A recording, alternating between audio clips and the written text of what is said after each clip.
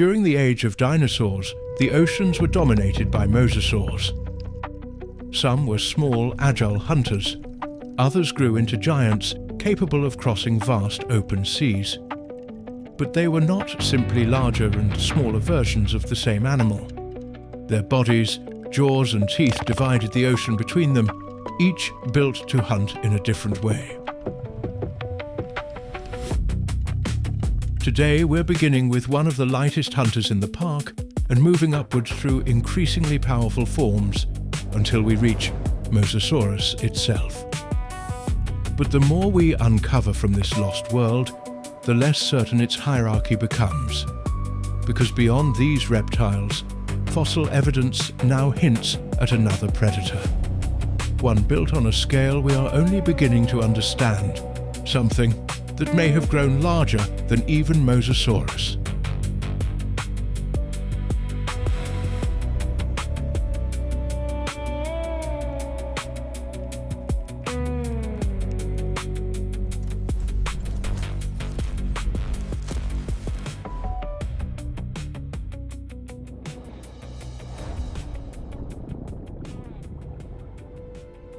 Our journey begins with one of the smaller hunters of the Cretaceous seas. This is Clidastes, a mosasaur built not around overwhelming size, but a lighter and more slender profile. Its narrow skull, elongated teeth and flexible body formed a streamlined silhouette, well suited to pursuing smaller prey through open water. Beneath the surface, thousands of small overlapping scales covered the body. 4 paddle-shaped limbs helped guide the animal through turns, while most of its forward movement came from the muscular tail behind it. Beside the giants housed farther inside the park, Clidastes may appear almost modest. But in a moving school of fish, raw size is not always an advantage. A smaller hunter can change direction quickly, pass through narrow openings, and strike before the school has time to close around it. One sharp turn sends hundreds of fish in different directions. Another burst forward, and the animal disappears among them. From the observation tunnel, it can look almost effortless. Our tracking team would probably disagree. Clidastes spends a remarkable amount of time leaving the camera frame just as we finally get it centered. It was not the most powerful mosasaur in the ocean. It did not need to be. Its success came from using a lighter body and narrow jaws to reach prey that larger animals could not pursue as easily. But agility was only one solution. Elsewhere in the Cretaceous Ocean, another mosasaur abandoned the familiar pointed teeth almost entirely and evolved a very different kind of weapon.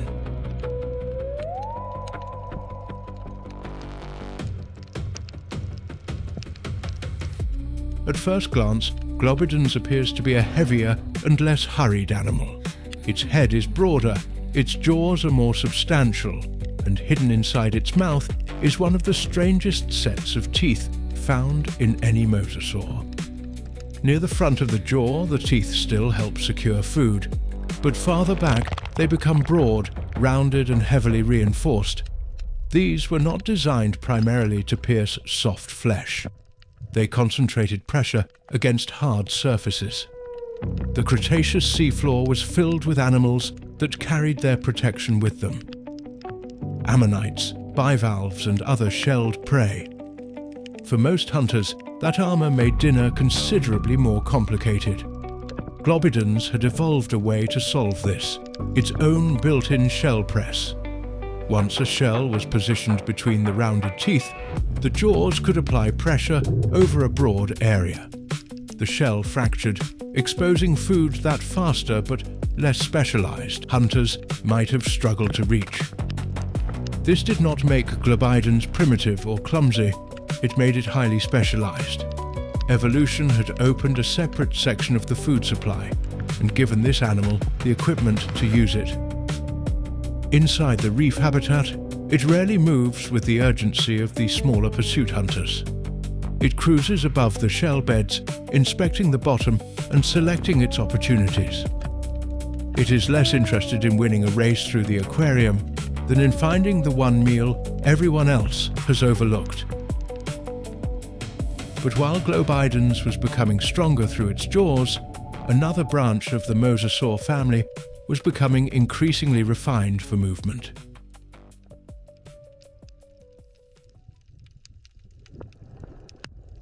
Beyond the reef, the water opens and the shape of the hunter changes again. This is Platecarpus.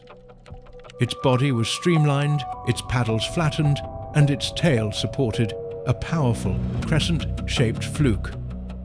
Rather than moving through the water like an oversized eel, much of its propulsion would have been concentrated toward the rear of the body. One exceptionally preserved specimen gives us something rare. It does not simply preserve bones, it retains parts of the animal's body outline, skin and tail, and even the remains of fish within its digestive system. Together, those details reveal a hunter closely adapted to life beneath the surface. The tail drives forward, the body curves into the turn. The paddles adjust its direction as the surrounding school changes shape. From a distance, the fish appear to move as one animal. The moment Platecarpus enters, that single shape divides. It is difficult to know exactly how fast any extinct animal could swim. But its preserved anatomy shows that this was no slow serpentine reptile dragging itself through the ocean. It had already developed the compact, hydrodynamic form of a committed marine predator. Here in the tunnel, visitors usually see it for only a moment. A blue-grey shape passing overhead, followed by several thousand fish suddenly deciding they had somewhere else to be. Yet even Platecarpus remains small beside what is coming. Farther from the reef, the landmarks disappear. The seafloor falls from view, and across that open water moves a predator, built on a much longer scale.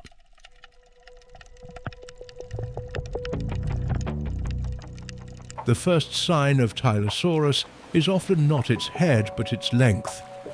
Near the surface, Hesperornis dives through schools of fish, while Pteranodon circles above. Then the light changes. A shadow enters one side of the water, and several seconds later, the rest of the animal follows. This is Tylosaurus, one of the dominant predators of the Western Interior Seaway. Its most recognizable feature sits at the front of the skull. The jaws extend beyond the first teeth, creating a solid, toothless tip to the snout. Its precise function remains debated. It may have reinforced the skull, and a sensory role has also been proposed. We should be careful not to turn every unusual structure into a weapon simply because it looks impressive. Behind it sat long jaws lined with curved teeth, suited to gripping slippery prey. Fossils provide unusually direct evidence of its diet. Preserved meals include fish, sharks, a diving bird, a turtle, a smaller mosasaur, and even a short-necked plesiosaur. Tylosaurus was not restricted to one narrow feeding strategy. In open water, almost any animal small enough to overpower could enter the same food chain. A Clidastes can change direction, a large fish can accelerate, even a shark can keep its distance, but each reveals the scale of the animal beside it. From inside the research submersible, Tylosaurus appears distant and manageable. That impression lasts until it crosses beside the viewport. At that point, the submersible begins to feel less like advanced engineering and more like a very confident decision someone made in a meeting. Yet Tylosaurus is still not the final animal in this sequence. Beyond its habitat lies the largest basin in the marine wing, an enclosure built around the mosasaur that came to represent the entire group.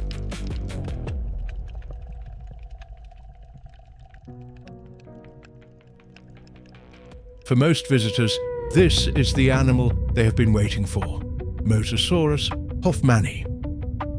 Despite its popular reputation, Mosasaurus was not a dinosaur. It was an enormous marine squamate, a distant relative of the lizards and snakes alive today, and one of the largest predators living during the final chapters of the Cretaceous. Even before it enters view, the habitat begins to change. Schools of fish move away from the lower basin. The open water appears almost empty, and then, through the teal distance, the head begins to emerge. The skull is deep and powerfully constructed. Large teeth sit within sockets along the jaws, with cutting edges that helped them seize and retain substantial prey. A second row of smaller teeth extended along the roof of the mouth. These palatal teeth may have helped prevent struggling prey from escaping, as it was drawn farther between the jaws. Behind the skull, the body was streamlined for life at sea. Its limbs had become broad paddles. These helped control depth, stability, and direction. But most of the forward thrust would have come from the rear of the body. The tail ended in a fin. No complete soft outline is known for Mosasaurus hoffmannii itself, but exceptionally preserved relatives show that advanced mosasaurs carried a downturned tail supporting a crescent-shaped fluke. The result was not simply a giant lizard undulating through the water. It was a highly specialized marine predator, powered primarily from behind. Exactly how large the biggest Mosasaurus became remains debated. The problem is not the absence of large skulls. It is the absence of complete skeletons belonging to those skulls. Older estimates assumed that the lower jaw represented approximately 1/10 of the animal's total length. Applied to the largest remains, that method produced animals approaching 17 meters. More conservative reconstructions use the proportions of better preserved relatives and generally place exceptionally large individuals somewhere within the low to middle teens. The honest answer is not one perfect number. It is a range shaped by incomplete fossils, changing reconstructions, and the particular animal used for comparison. But Mosasaurus does not need to reach the highest estimate to dominate this habitat. Its authority comes from stillness, from the water displaced by a single turn, and from how small everything else appears beside it. At the surface, the public feeding basin is cleared. A reinforced gantry extends over the water, carrying bait imitating a modern shark. Mosasaurus was an air-breathing reptile and would have returned to the surface throughout its life. But now there is no sign of it. The crowd waits, and beneath it, the water remains perfectly still.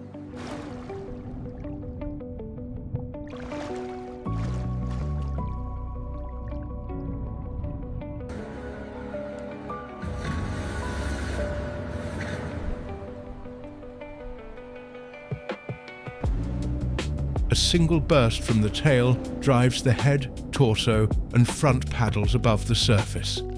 The jaws close around the shark, and almost as quickly as it appeared, the Mosasaurus falls back into the basin behind a wall of water.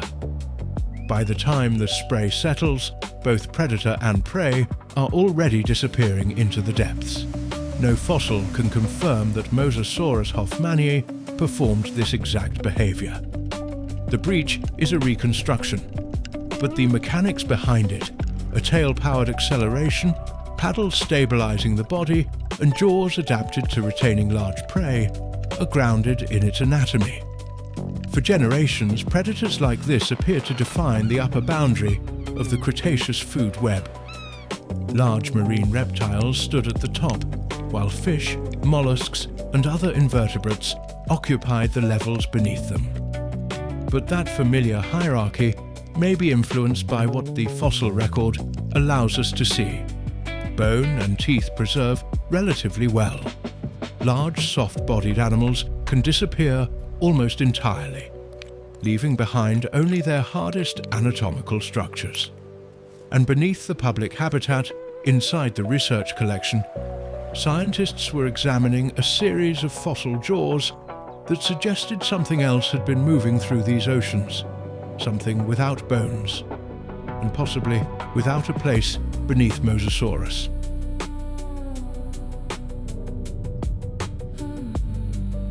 This is where the evidence changes. There is no complete skeleton waiting inside the drawer, no vertebral column, no paddles, ribs, or enormous fossilized arms. Instead, there is a jaw. Soft-bodied animals rarely leave the same fossil record as marine reptiles. Most of the body disappears, leaving behind only the hardest structures. And in this case, those fragments were enough to reveal something extraordinary. The jaws belong to Nanaimoteuthis haggarti, an extinct finned octopus from the Cretaceous. Digital examination revealed broad internal surfaces for substantial jaw muscles, while adult specimens carried heavy scratches, chips, cracks, and polished wear. These were not delicate feeding structures. They had repeatedly processed resistant prey. By comparing jaw size with living finned octopuses, researchers estimated an exceptionally broad possible length of roughly 20 to 60 feet. That range is wide because the complete soft body is unknown, and modern animals provide imperfect guides to an extinct form. But at the upper end, its total length could have exceeded conservative estimates. For Mosasaurus, longer does not automatically mean heavier. It does not prove stronger, and it certainly does not tell us which animal would win an imaginary fight. A considerable portion of an octopus's length is carried in flexible arms rather than a massive vertebrate torso. Our reconstruction therefore presents possibilities rather than one final answer. We have also kept the research habitat bright enough to see the animal clearly. This is partly useful for observation, and partly because the staff voted unanimously against trying to count 8 enormous arms in the dark. In open blue water, it appears less like a sea monster and more like what the evidence suggests. An immense, highly specialized cephalopod moving with control through an ecosystem we have only begun to reconstruct. It is tempting to give an animal like this a familiar name, the Cretaceous Kraken. On old maritime maps, enormous tentacled creatures rise from the waves, wrapping their arms around ships while sailors make what appears to be a very organized attempt to panic. Scientific accuracy was not always the artist's first priority, and the ship was rarely having a particularly good afternoon. The Kraken, however, was never a biological species. It belonged to folklore, an expression of how little people understood about the deep ocean and the large animals occasionally glimpsed, stranded or pulled from it. Real giant squid probably helped keep those stories alive. Nanaimoteuthis had already vanished tens of millions of years before the first sailing ship crossed the sea. Calling it a kraken is therefore a comparison, not an identification. And this is also where the fossil evidence reaches its limit. We do not have preserved stomach contents proving that Nanaimoteuthis ate mosasaurs. We do not have a fossil showing its arms wrapped around a marine reptile, or a confirmed injury demonstrating an attack. Its worn jaws support repeated feeding on hard prey, but that prey could have included shells, fish, crustaceans, vertebrate remains, or some combination of them. My own interpretation is that an animal this large was probably opportunistic. Ammonites and other resistant prey may have been important, while a young, injured or isolated marine reptile could also have represented an opportunity. But a healthy adult mosasaur would have been an extremely dangerous target. Perhaps these animals were not simply predator and prey. Perhaps they were two different kinds of hunter, each capable of recognizing when the other was not worth the risk. That possibility is less dramatic than a battle beneath the waves, but biologically it may be more interesting. The Cretaceous ocean did not have one monster ruling over everything beneath it. It contained overlapping predators, each carrying its own strengths, limitations and reasons to avoid a costly mistake.